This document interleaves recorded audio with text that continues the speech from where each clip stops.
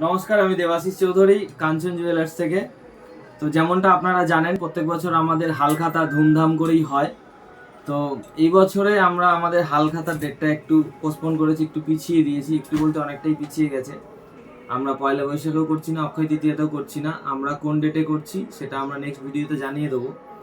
তো অনেকেই অনেক আশায় আছেন যে হালখাতাটা এই বছরও আগের বছরের থেকে আরও ভালো হবে। হ্যাঁ, অবশ্যই হবে। তার কারণ হচ্ছে আমাদের হালখাতাটা পিছিয়ে দেওয়ার কারণটা কি সেটাও আপনারা জানতে চাইছেন হয়তো।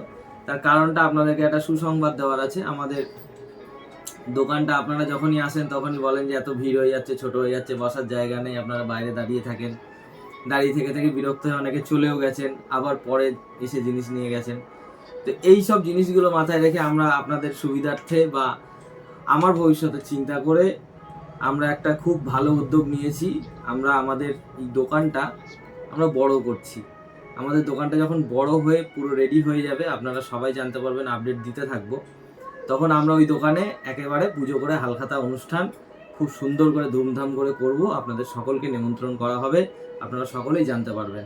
এই ভিডিওতে এটা বলার জন্যই আমি এই ভিডিওটা বানালাম। অনেকদিন পরে আসলাম আপনাদেরকে এই ভিডিওর মাধ্যমে আপনাদেরকে এই খবরটা দিলাম। কারণ অনেকেই বলছে হালখাতা হবে কি না এখনও জানতে পারলাম না। অবশ্যই জানতে পারবেন। আমাদের হালখাতা হলে তো আমরা 2 মাস আগে থেকেই অ্যাডভার্টাইজমেন্ট শুরু করে দিই, নিমন্ত্রণ শুরু করে দিই। তো আমরা যখন হালখাতাটা করব তার 2 মাস আগে থেকেই আবার আপনাদের কাছে নিমন্ত্রণ পত্র পৌঁছে যাবে।